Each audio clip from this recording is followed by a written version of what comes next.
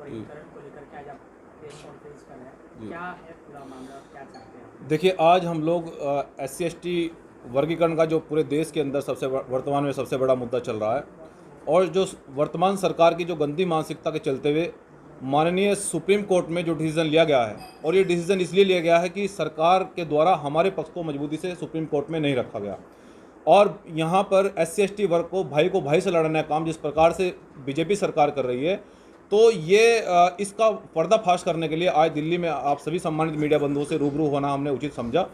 और हम ये कहना चाहते हैं कि जिस प्रकार से सरकार के द्वारा ये सुप्रीम कोर्ट के द्वारा कहलवाया गया कि SC/ST वर्ग का हम लोग वर्गीकरण करेंगे, हम ये पूछना चाहते हैं कि वो जो क्रिमिनल लेयर की बात कर रहे हैं वो कौन सा क्रिमिनल लेयर है।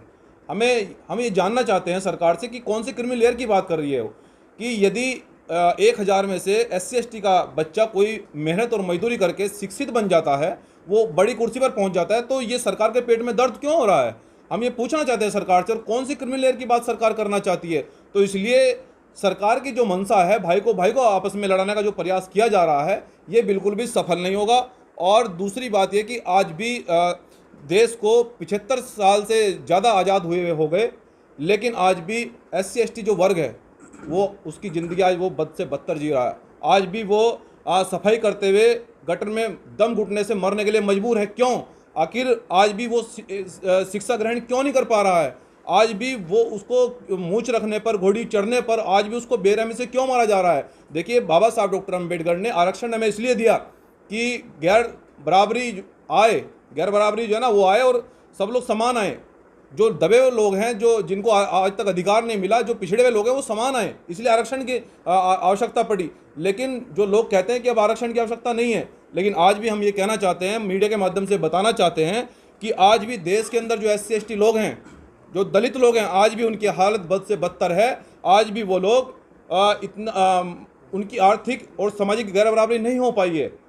और हम ये कहना चाहते हैं कि जो देश के अंदर जो IAS PCS लोग हैं, कुछ लोगों का, अपर कास्ट के लोगों का मानना यह है कि अगर क्या SC/ST में गरीब लोग हैं, हम इस पर भी स्पष्टीकरण देना चाहते हैं। हो सकता है अपर कास्ट में भी गरीब हो सकते हैं, लेकिन आरक्षण का मतलब केवल आर्थिक उन्नति नहीं है, आरक्षण का मतलब सामाजिक बराबरी भी है, जो कि आज तक SC/ST को नहीं मिल पाई है। इसका सबसे बड़ा उदाहरण यह है कि जितने देश के अंदर IAS और PCS हैं, जब अपर कास्ट के व्यक्ति को यह पता लगता है कि ये SC कैटेगरी का व्यक्ति है, तो उसके साथ में जातिगत उत्पीड़न किया जाता है। आज कोई व्यक्ति हेड कांस्टेबल या हेड मास्टर के पद पर तैनात होता था, वो रिटायर भी उसी पद पर हो रहा है, तो कहाँ आरक्षण दिया जा रहा है? हम ये कहना चाहते हैं सरकार से कि अगर SC/ST का वर्गीकरण होगा, तो आप लोग जो अपर कास्ट के लोग हैं, आप उसका वर्गीकरण क्यों नहीं कर पा रहे हैं? आप हमें बताइए कि SC/ST के जज सुप्रीम कोर्ट में कितने हैं? आप ये बताइए कि जितने भी हाई कोर्ट हैं सभी प्रदेशों के, जिला न्यायालय हैं, उसमें SC/ST के लोग कितने तैनात हैं? हम सरकार से डिमांड करते हैं इसको सार्वजनिक किया जाए, और जितने भी देश के सभी प्रदेशों में IAS और PCS की सीटें हैं, कि वो कितनी है, SC/ST के लोग उनकी कितनी सीटें उन्होंने दी हैं, इसकी रिपोर्ट सार्वजनिक करें। और जो आजकल खासकर हमारे देश के अंदर क्या हो रहा है कि हमारे वाल्मीकि भाइयों को भड़काने का प्रयास किया जा रहा है। हम ये पूछना चाहते हैं कि जो लोग इनको प्राइवेट ठेके पर जो हमारे लोगों से मजदूरी करवा रहे हैं, जो सफाई करवाते हैं, आज तक ये सरकार उनको सरकारी नहीं कर पाई, परमानेंट नहीं कर पाई, और ये आज हमारे अधिकार देने की बात कर रहे हैं। मैं अपने बहुजन समाज के लोगों से कहना चाहता हूं बड़ी जिम्मेदारी के साथ में कि इन बहरूपियों से हमें गुमराह नहीं होना है। ये वही लोग हैं जिन्होंने आज से कुछ साल पहले SC/ST में बदलाव किया था और हमारे अधिकारों का हनन करने का प्रयास किया था। लेकिन इस बार भी हम लोग संवैधानिक रूप से एकत्रित होंगे, अपनी डिमांड को सरकार के सामने रखेंगे। तो इसलिए सम्मानित साथियों, और हम ये भी कहना चाहते हैं कि जिस प्रकार से आज भी देश के अंदर SC/ST का जो आर्थिक और सामाजिक जो व्यवस्था है अपर कास्ट में, और देश के जो पूंजीपति लोग हैं, देश के कुछ ही पूंजीपति लोग हाथों में सभी उद्योग दे रखे हैं, सभी धंधे उनके हाथों में दे रखे हैं। क्या SC/ST के लोग धंधे करने की, उनको उद्योग करने की उनको अधिकार नहीं है? ये जानबूझकर सरकार उनको कई हजार करोड़ रुपए उनको लोन देती है, और जब SC/ST को लोन देने की बात आती है, जब SC/ST के लोग उद्योग लगाने की बात करते हैं, तो उनको गोली देकर टरका दिया जाता है। इसलिए हमारे लोग आज भी आर्थिक और सामाजिक रूप से पिछड़े हुए हैं, इसलिए वो ऊपर नहीं उठ पा रहे। इसलिए हम ये कहना चाहते हैं सरकार से, इसलिए हमें आज भी आरक्षण की आवश्यकता है। आज भी हम आज़ादी के इतने बाद भी हम लोग समान नहीं आ पा रहे, आज भी हमारा समाज पिछड़ा हुआ है। और हम ये कहना चाहते हैं कि आने वाले समय में जिस प्रकार से अभी 21 अगस्त का जो आंदोलन चल रहा है उसका भी हम लोग एक स्पष्टीकरण देना चाहते हैं कि जैसे कि 2 अप्रैल को भारत बंद हुआ था, इस बार हम लोग आंदोलन थोड़ा हटकर करेंगे, क्योंकि इस बार हम लोग सभी चीज़ों पर, क्योंकि ये देश हमारा है, जनता हमारी है, सरकार हम लोग चुनते हैं, देश को रत्ती भर भी नुकसान न हो, किसी भाई को, किसी व्यापारी को, किसी आने जाने वाले रोड पर व्यक्ति को कहीं एम्बुलेंस ना रुके। तो 21 अगस्त को जो हमारा आंदोलन होगा, मैं उसकी जानकारी देना चाहता हूँ आप सम्मानित मीडिया बंधुओं को।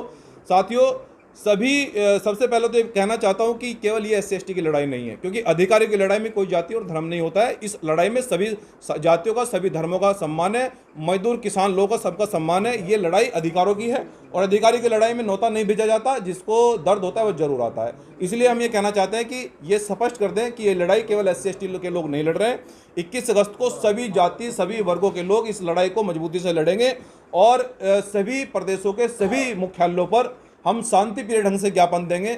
जैसे कि कुछ लोग ये भ्रम फैला रहे हैं कि देश बंद होगा, कोई बाजार बंद नहीं होगा, बल्कि जितने भी बाजार में व्यापारी हैं उनको साथ लेकर, जितने भी संगठन हैं, देश के सामाजिक संगठन हैं, उनको सम्मानपूर्वक साथ लेकर इस आंदोलन को हम लोग मुख्यालयों पर ज्ञापन देंगे कि हमारी डिमांड क्यों है, आखिर SC/ST का वर्गीकरण किस प्रकार से नहीं किया जाना चाहिए, हमारी डिमांड और जितनी भी हमारी डिमांड है उसको संवैधानिक रूप से रखेंगे। इसलिए किसी प्रकार से गुमराह होने की आवश्यकता नहीं है। और मैं अपने बहुजन समाज के लोगों को भी ये भी संदेश देना चाहता हूं कि किसी प्रकार से गुमराह होने की आवश्यकता नहीं है। जो व्यक्ति असंवैधानिक गतिविधि 21 अगस्त को करेगा उसके खिलाफ निश्चित रूप से वो वीडियोग्राफी में, क्योंकि ये आंदोलन 21 अगस्त को पूरा वीडियोग्राफी में होगा, क्योंकि हो सकता है कि हमारे आंदोलन को जिस प्रकार से 2 अप्रैल में बहुत सारे बाहर के मनुवादी लोगों ने खराब कराने का प्रयास किया, तो बहुजन समाज के युवाओं को भी हमारा संदेश है कि पूरा आंदोलन वीडियोग्राफी में किया जाए।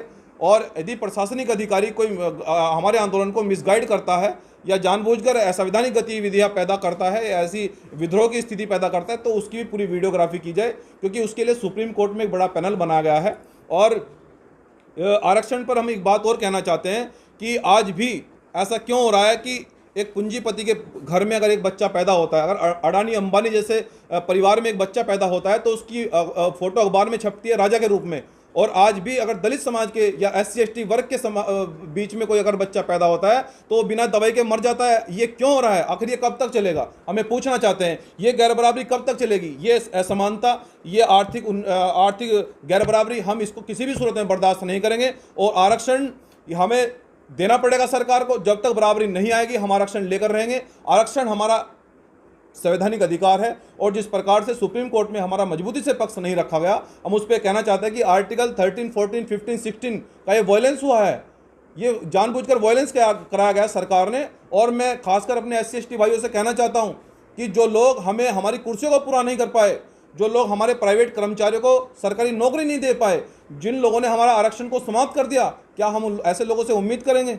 तो हम अपने SC/ST वर्ग के लोगों से भी कहना चाहते हैं कि इनके चक्कर में बिल्कुल आने की आवश्यकता नहीं है। हमें इसको पढ़ना पड़ेगा, आरक्षण की या SC/ST आरक्षण क्या है, इसको किस प्रकार से लागू होना है ये। लेकिन इसके बावजूद भी हम सभी बहुजन समाज के लोगों को 21 अगस्त को सरकार से ये अपील करनी है कि सरकार सुप्रीम कोर्ट में SC/ST जज हमारे क्यों नहीं है, इसका डाटा सार्वजनिक करे। सभी प्रदेशों में हमारे IAS PCS लोग क्यों नहीं है, इसका डाटा सार्वजनिक करेगा। और नहीं है SC/ST के लोग हमारे क्यों नहीं बिठाए गए? आप कौन सी क्रिमिनल की बात कर रहे हैं? जो बच्चा मेहनत करके हमारा कुर्सी पर बैठ जाता है, आप उसको क्रिमिनल बता रहे हैं?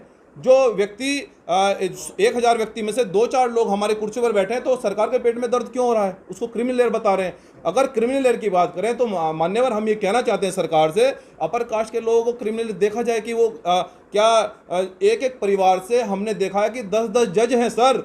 एक परिवार से 10 जज कहाँ से? वो कौन सी किताब पढ़ रहे हैं? वो हमारे SC/ST लोगों को भी बता दें कि वो कौन सी किताब पढ़ रहे हैं। हम अपने SC/ST लोगों को भी वो किताब पढ़वा देंगे। हमें पता है कि सब पेपर लीक होते हैं, किस प्रकार से वो जज बने हमें जानते हैं हम लोग। लेकिन अगर जांच पर बात आई है तो सर जांच पूरी होगी और पूरे देश के अंदर सभी वर्गों की जांच होगी। SC/ST की वर्गों का वर्गीकरण नहीं होगा। जो अपर कास्ट के लोग हैं उनको जो है ना, उनकी जांच होगी। वो किस प्रकार से एक ही परिवार से 10 जज कैसे बने? विधायक का बेटा ही 10 पुस्तों तक जज, वो विधायक कैसे बन रहा है? MP का बेटा ही मुख्यमंत्री कैसे बन रहा है? तो आप SC/ST पर क्यों सवाल उठा रहे हैं? आप अपर कास्ट के लोगों से बात क्यों नहीं करना चाहते? जो लोग हमारे हजारों सालों से, सैकड़ों वर्षों से हमारी कुर्सियों पर बैठे हैं, आप उसका वर्गीकरण कब करेंगे सर? ये हम पूछना चाहते हैं। आप किसको गुमराह करना चाहते हैं? और ये लड़ाई संवैधानिक है। जो लोग गुमराह करना चाहते हैं, ये लड़के संवैधानिक है, हम लोग संविधान के अनुसार अपना अधिकार मांगने आए हैं और ये अधिकार देना पड़ेगा सर। हम लोग व्यवस्था को नहीं चलने देंगे। इसलिए हम फिर से कहना चाहते हैं कि SC ST का वर्गीकरण नहीं होगा और हम लोग संवैधानिक रूप से 21 अगस्त को सभी मुख्यालयों पर धरना देंगे। पूरा आंदोलन वीडियोग्राफी में होगा। और अब जब जांच पर बात आ गई है, जब वर्गीकरण पर बात आ गई है, तो हम इस बात का भी वर्गीकरण करा कर रहेंगे कि अपर कास्ट में कितने जजेस हैं, किस प्रकार से वो जज बने, और सुप्रीम कोर्ट से लेकर हाई कोर्ट से लेकर जिला न्यायालय तक कितने जजेस हमारे हैं और कितने अपर कास्ट के लोग हैं। सभी को कुर्सी पर अपर कास्ट के लोगों को क्यों बिठाया जा रहा है? क्या SC ST के लोगों मादा नहीं रखते कुर्सी पर बैठने की? क्या उनमें हौसला नहीं है? क्या वो शिक्षित नहीं हो पा रहे हैं? और जिस प्रकार से SC ST की शिक्षा को खत्म कर दिया गया है सर, ये आर्टिकल 15 में हमारा फंडामेंटल राइट्स है, ये अधिकार है हमारा। इस शिक्षा के अधिकार को क्यों छीना जा रहा है? बाबा साहब ने कहा था कि जो पढ़ेगा वो बढ़ेगा, लेकिन हमारी पढ़ाई रोक दी गई। इसलिए बहुजन समाज SC ST के लोग नहीं बढ़ पा रहे हैं। इसलिए हमें शिक्षा दी जाए जीरो बैलेंस पर, जो संविधान में हमारे लिए बाबा साहब डॉक्टर अम्बेडकर ने सुरक्षित लिखा है। अगर हमें शिक्षा नहीं मिलेगी तो हम आने वाले समय में विश्वविद्यालयों में भी धरने प्रदर्शन करेंगे, व्यवस्था को नहीं चलने देंगे। इसलिए अब अगर वर्गीकरण होगा तो अपर कास्ट का होगा, SC ST का वर्गीकरण नहीं होगा। और बाकी हमारे सुप्रीम कोर्ट के वकील हैं, मैं एडवोकेट महमूद प्राचा जी, क्योंकि लीगल रूप से भी हमने इस आंदोलन की भूमिका बनाई है, तो वो भी आपको जानकारी देंगे। महमूद प्राचा जी। जब